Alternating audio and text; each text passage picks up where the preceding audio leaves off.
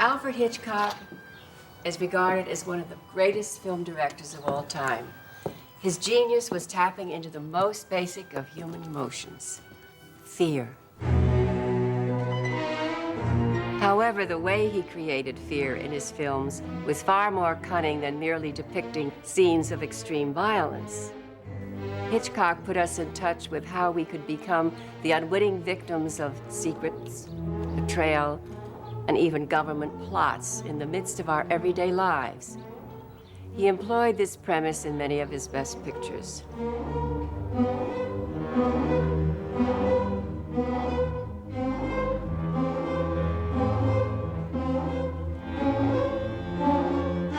However, North by Northwest stands out as the ultimate Hitchcock thriller.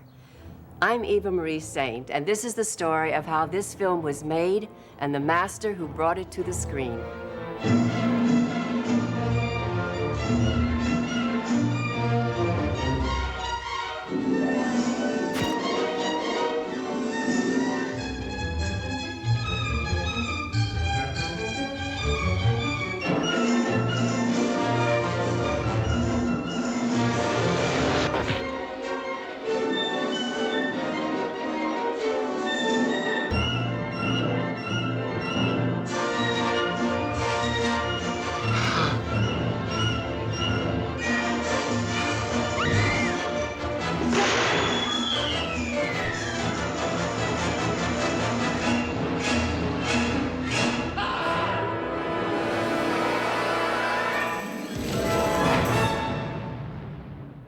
From the late 1920s, Alfred Hitchcock plied his trade in the motion picture business, and as told by his daughter, Pat Hitchcock, it was a family business.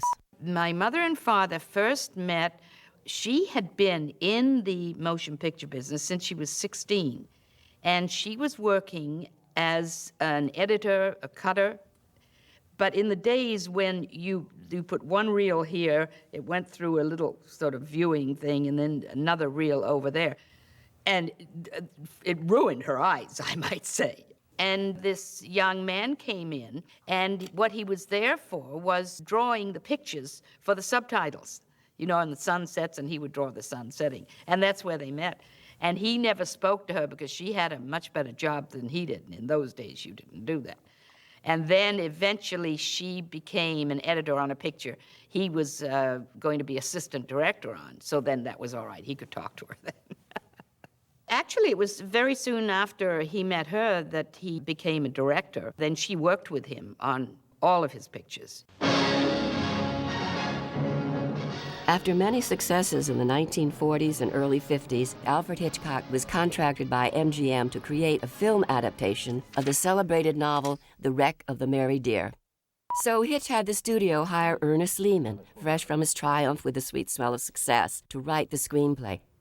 However, the Mary Dear was never to set sail for Hitchcock and Lehman. I walked in one day and said, Hitch, I give up. You've got to get yourself a new writer. I don't know how to do this picture.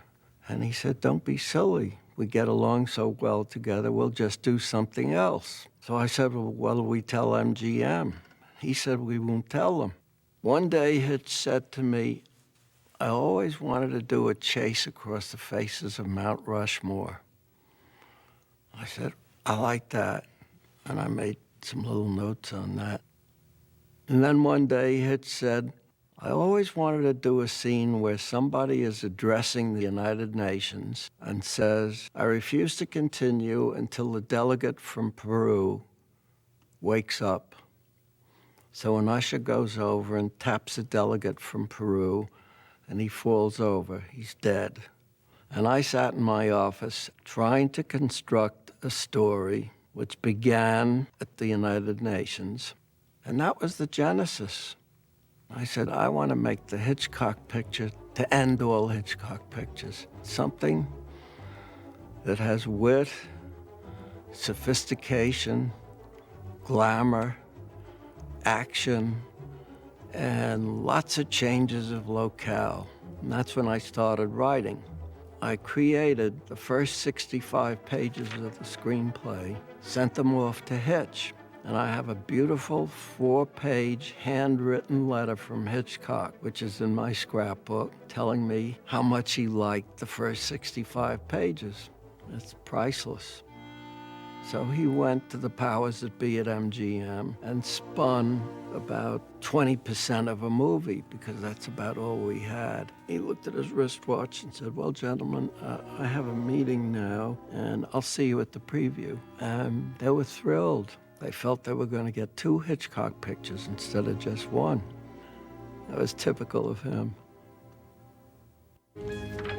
With a schedule that required shooting in 3 major locations, including Mount Rushmore, it was becoming clear to MGM that North by Northwest was going to be a very large and expensive production. The original cost estimates came in at a little over $3 million, which could be the cost of a star's trailer today.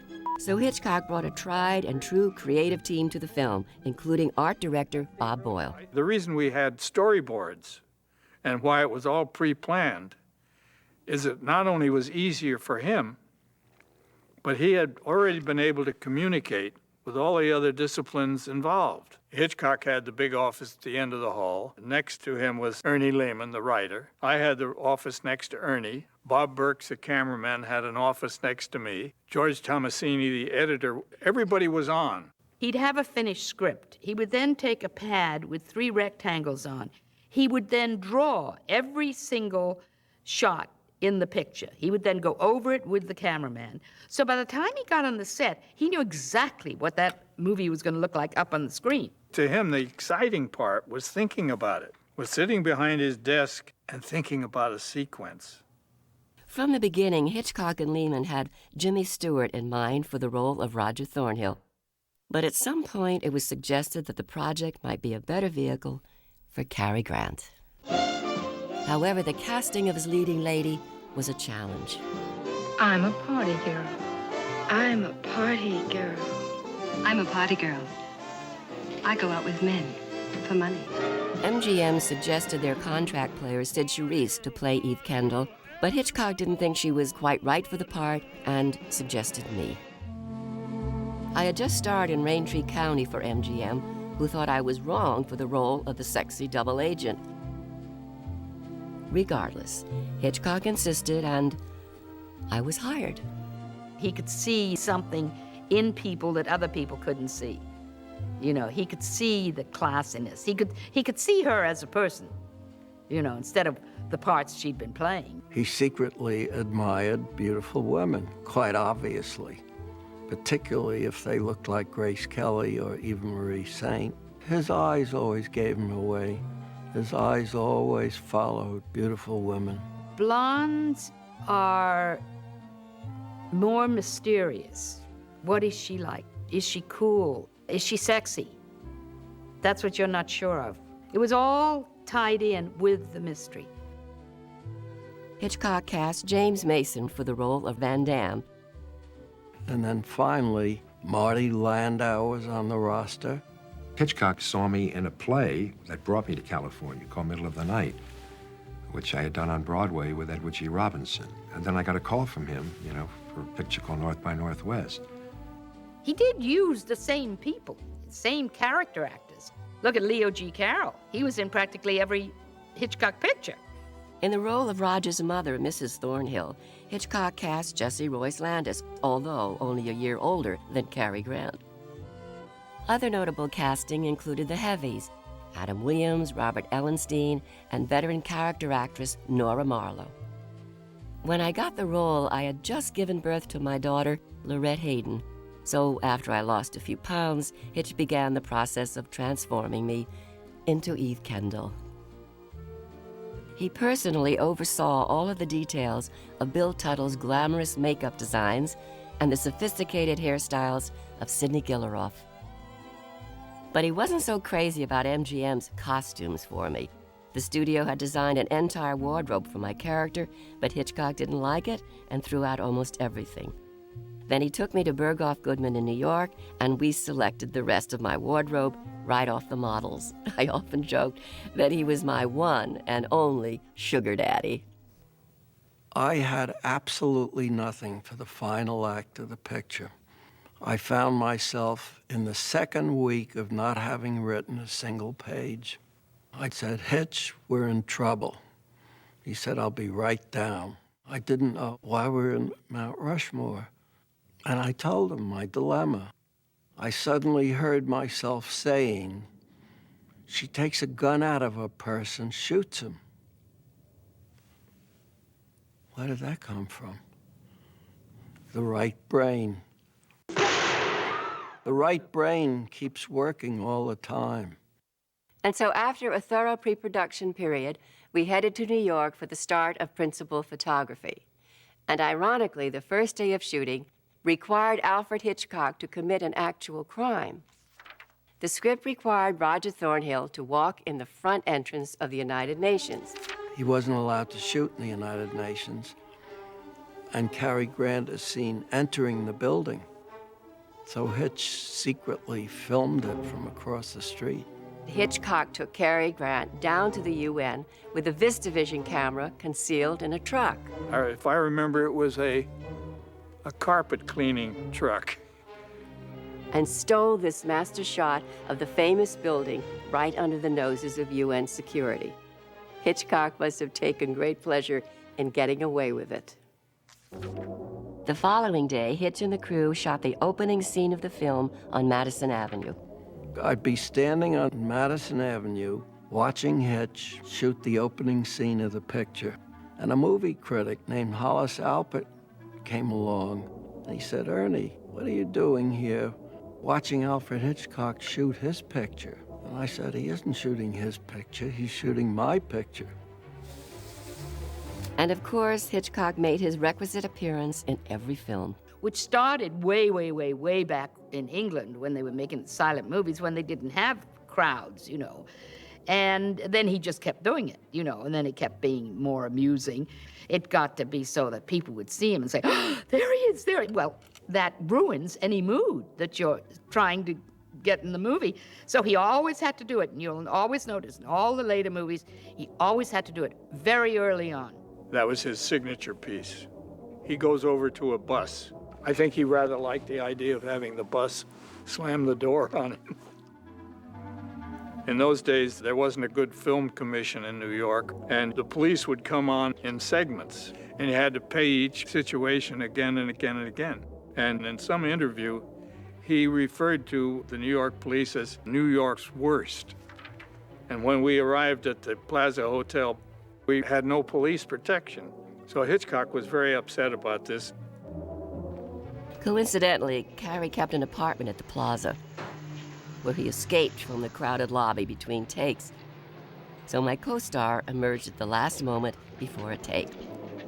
As legend has it, when they shot this scene, Cary entered the lobby without a word from the director. After shouting, "Cut," Hitchcock was asked why he hadn't directed Cary for the scene. Hitch simply remarked, "Oh, he's been walking across this lobby for years. I don't need to tell him how." Well, Hitch took me to dinner, and he suddenly got very serious. He said, Ernie, you know, we're not making a movie. We're constructing an organ, the kind of organ that you see in a theater. And we press this chord, and now the audience laughs. And we press that chord, and they gasp. And we press these notes, and they chuckle. And he said, someday we won't have to make the movie. We'll just attach them to electrodes and play the various emotions for them to experience in the theater. Next, the exterior of the Glen Cove, Long Island estate was shot. This house had fantastic grounds with a long driveway up from the main road to the house. Fitted us perfectly. Outside of being one of the highest paid actors in Hollywood, Cary Grant was a successful businessman in his own right. He charged 15 cents for an autograph. I was very impressed at one time because I thought, oh, isn't that nice? He's giving it all to charity.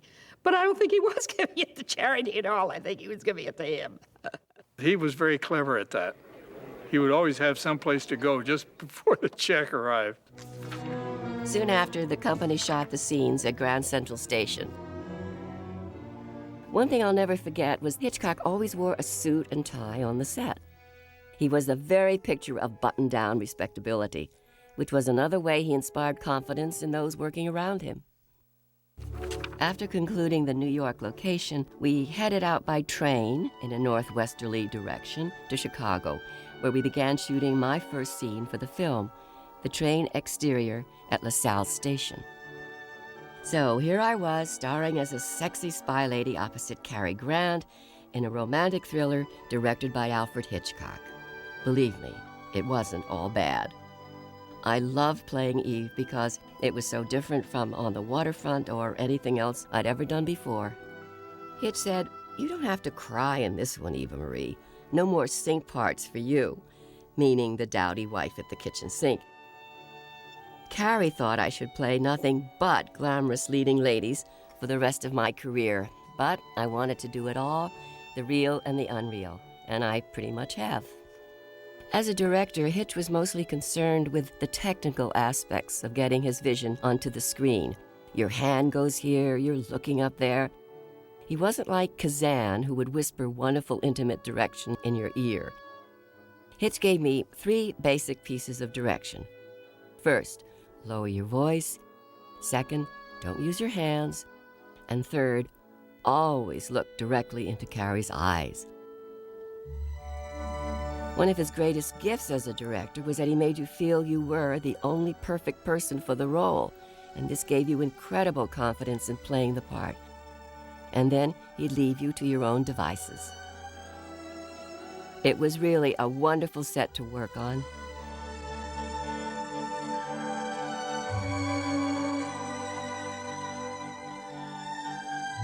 Hitch shut down the picture for a whole day because he couldn't figure out something I had written for which there was no explanation.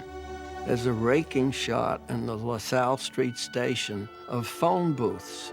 In one of them is Leonard, and the camera slowly dollies over to another phone booth, and there's Eve on the other phone, and he's obviously giving her instructions. It suddenly dawned on him. How did he know the telephone number? Where's Ernie? Ernie's in Europe. And he shut down until somehow or other he came up with an answer that satisfied him, and he continued shooting. Then Hitch filmed a scene where Cary Grant stalks me outside the Ambassador Hotel.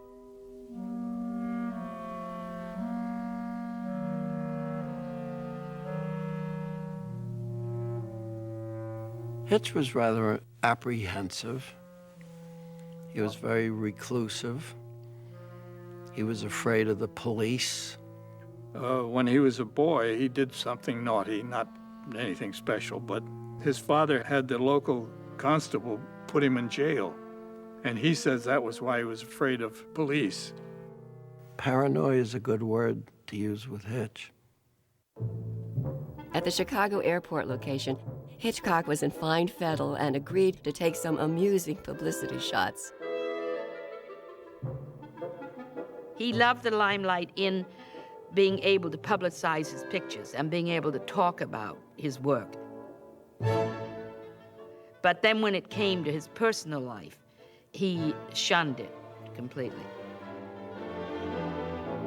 He loved playing the British film icon, and if he had a dark side, he had a great sense of humor about it. Then we continued northwest again to Rapid City, South Dakota, where Cary and I had a night on the town in our country best.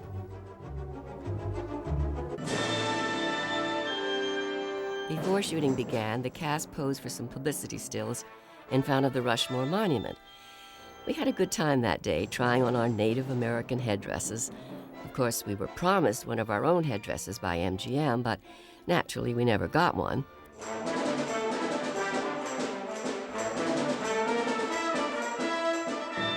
We were all having so much fun that what came next was a complete surprise.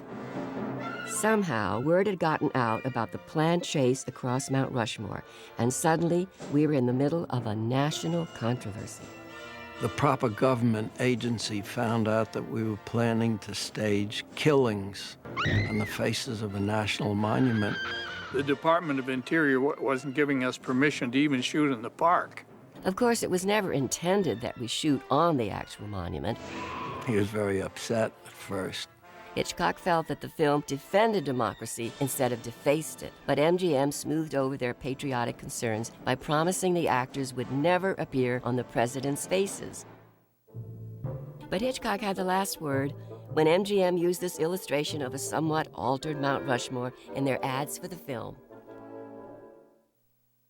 Of course, the press had a field day with the Mount Rushmore controversy.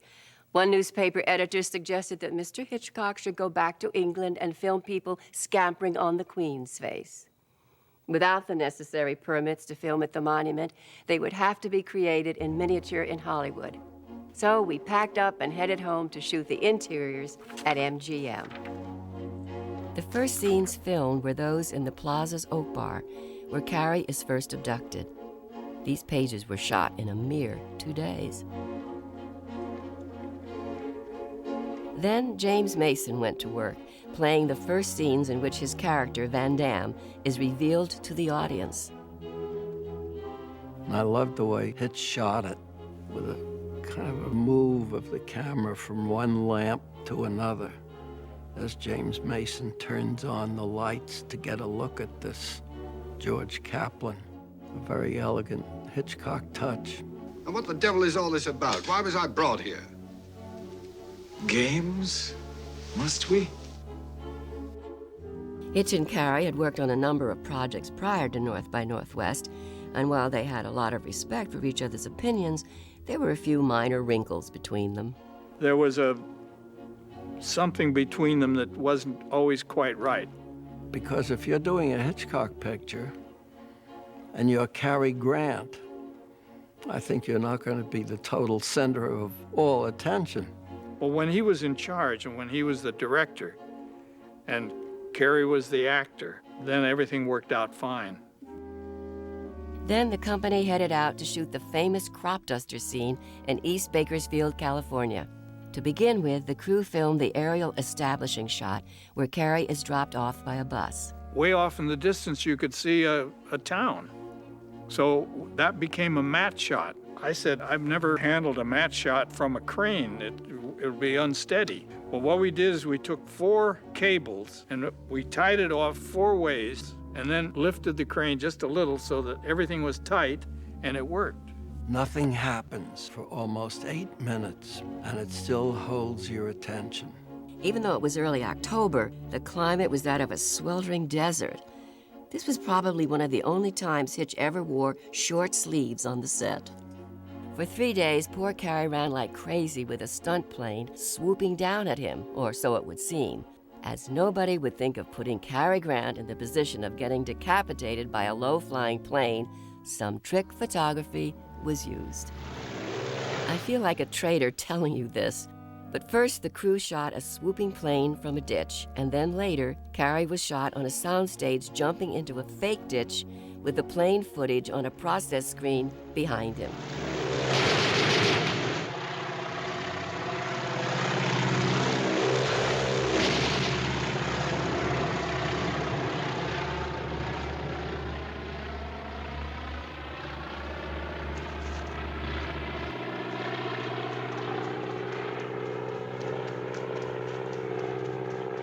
The cornfield we had to plant. We had to get corn and put stalks and put them in. Cary Grant rushes into the cornfield and ducks down on the ground, and the plane loosens this poisonous crop dusting powder all over him. And he's gasping for breath, and he rushes toward a car which is coming from a distance, and the camera follows him as he goes toward the car, and he waves, and the car refuses to stop. The next day, Hitch discovered that Peggy Robertson, his script supervisor, had forgotten to make sure that Cary was covered with crop dust in the shot where he runs across the field toward the car. And she burst into tears. She was hysterical. Hitch had to shoot the whole scene over again. We were there when they actually had the truck exploding. The company name on the truck was the company that my husband was working for at that time. This was Cary Grant's stand-in, and he was wonderful. Not only was his resemblance to Cary incredible, but he had his walk and his movements down pat. Nonetheless, that's mostly Cary out there, running for his life in the scene that remains one of the greatest action sequences ever filmed.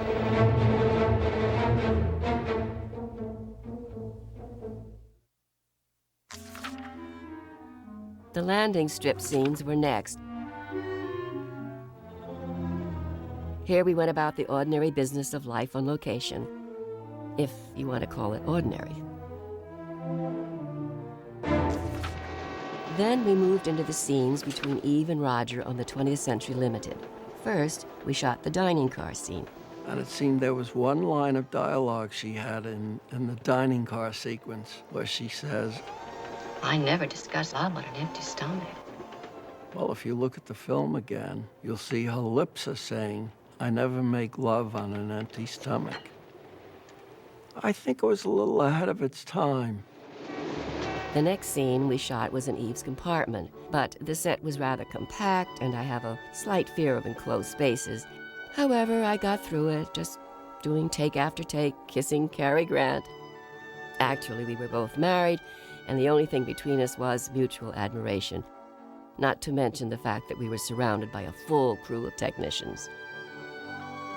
Hitchcock brought an amazing sense of intimacy to the screen through the use of movement.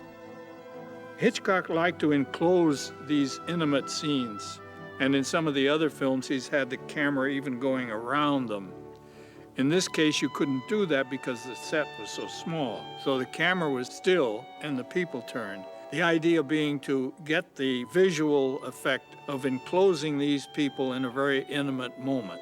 Today in love scenes, they show everything in explicit detail, but I prefer the way it is in our picture, where you're not sure what happens after the fade out, but your imagination fills in the blanks perfectly. Shooting the Ambassador Hotel interiors took only 4 days.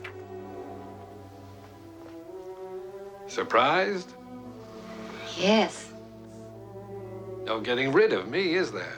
And though the scenes were fraught with tension, off-screen, Cary and I were relaxed. We chatted between takes and even did the latest dance craze, a far cry from the anxiety on screen. I had a bike on the lot, and one day, while I was out on a ride during my lunch break, someone took a picture and later left it in my dressing room with this fake traffic ticket. The MGM studio police had cited me for driving 60 miles an hour on the wrong side of the road in night garments. Other offenses included drunk driving, foul language, and failure to pass a sobriety test. When we were doing the auction scene, he whispered something to Cary, he whispered something to James, he whispered something to Eva Marie, and he passed me by. And I walked up to him, I said, is there anything you want to tell me? I was a young actor, eager, you know. I mean, they're getting direction. He said, Martin, I'll only tell you if I don't like what you're doing. You're projecting very well. And I said, well, okay, that's nice, but I did feel left out.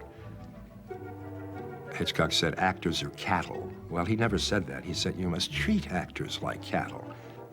Along the way, we had a few visitors on the set of North by Northwest, including Hitchcock Fine, Shirley MacLaine, actress Miyoshi Umeki, and Pat Hitchcock, who was expecting her third child. An Egyptian producer and his leading lady made a visit along with my husband, Jeff Hayden, and finally, Princess Sofia of Greece. Then Saul Siegel and the MGM brass came to visit the soundstage. Whether or not Hitchcock feared authority, here he's smiling that reassure the money man smile that never goes out of date.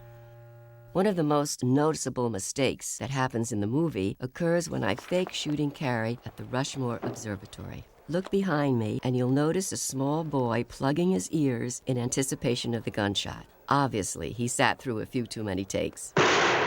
Why this take was selected from all the ones we shot, we will never know. This vignette has always gotten a laugh.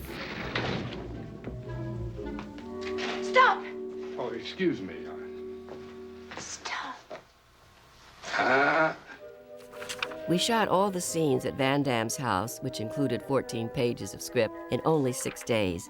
But Hitch was prepared and economical, and it went very smoothly. We did it on stage 5 at MGM, and it was done with mats, but we were able to photograph underneath the house, approaching the house, all sides, including the front door. So we shot 4 directions. In this sequence, the script delves a little deeper into the character of Leonard. There's a little hint of homosexuality. Oh, is there more than a hint? Ernie Lehman actually wrote a line, call it my woman's intuition, if you will. I just felt it added something real. I think you're jealous. No, I mean it. I'm very touched. Very. Jealousy can make someone do nasty things.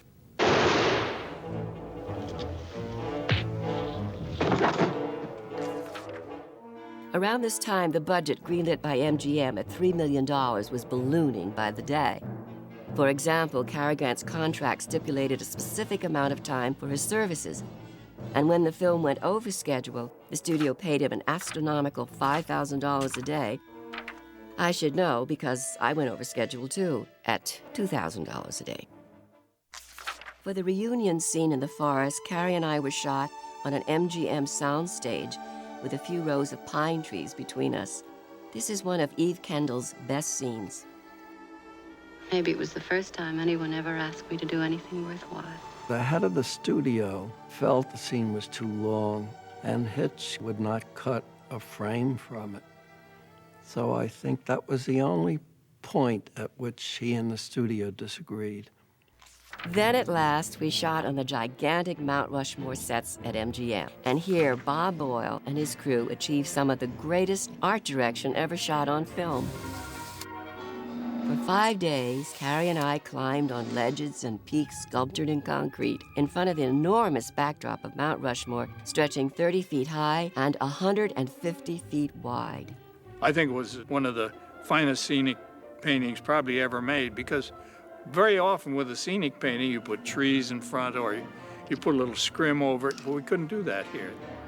The set was largely a very safe place, but once, the man who was supposed to catch me if anything happened looked away while I slipped and fell several feet, scraping my arm badly, an injury we used in the final film. I hung from a cliff that appeared to be miles high, but was only a few yards from a scaffold below. I was saved by Cary from a ledge that appeared to be a sheer drop straight down. Actually, it was on a 45-degree angle, and I couldn't have fallen if I wanted to. It looks dangerous, but really, it was just a lot of fun. I think if you read the script, you'll see the train goes off. I didn't write the tunnel. The obvious parallel to the sexual act always gets a laugh. It may be that the trains had some sexual feelings for him. There's no way I can take credit for that. Damn it. After 78 days in front of the cameras, North by Northwest finished shooting on December 16, 1958. And even though it was more than $1 million over budget, MGM was delighted with the results. Not long after, the film was scored by Bernard Herrmann, whose contribution is one of the movie's greatest achievements. If it hadn't been for Bernard Herrmann, there never would have been a North by Northwest. Benny Herrmann introduced me to Hitchcock. That's how it all came about. Just think of that.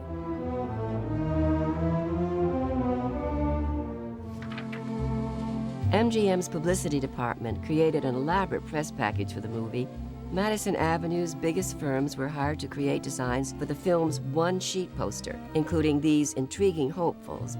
But it was this sketch that captured MGM's attention and eventually became one of the original posters. Later, foreign release posters brought forth stunning results as well.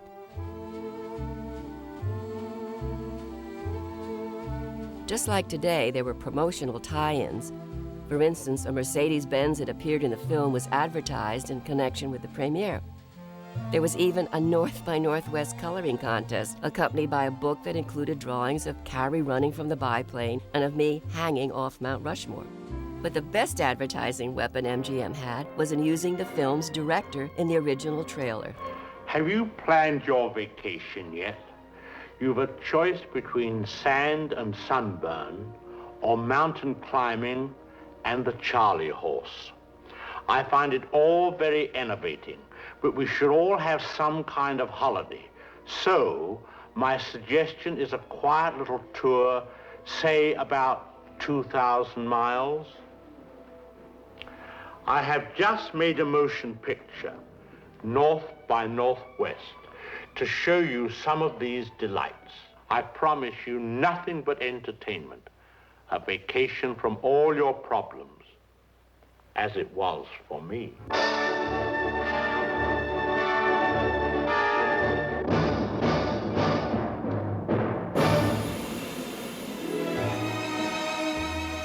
With the North by Northwest world premiere in Chicago, Hitch was taking no chances with the safety of his brainchild.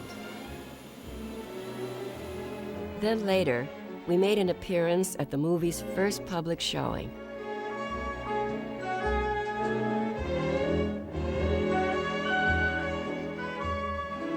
Although a little nervous, I think Hitch really enjoyed the adulation.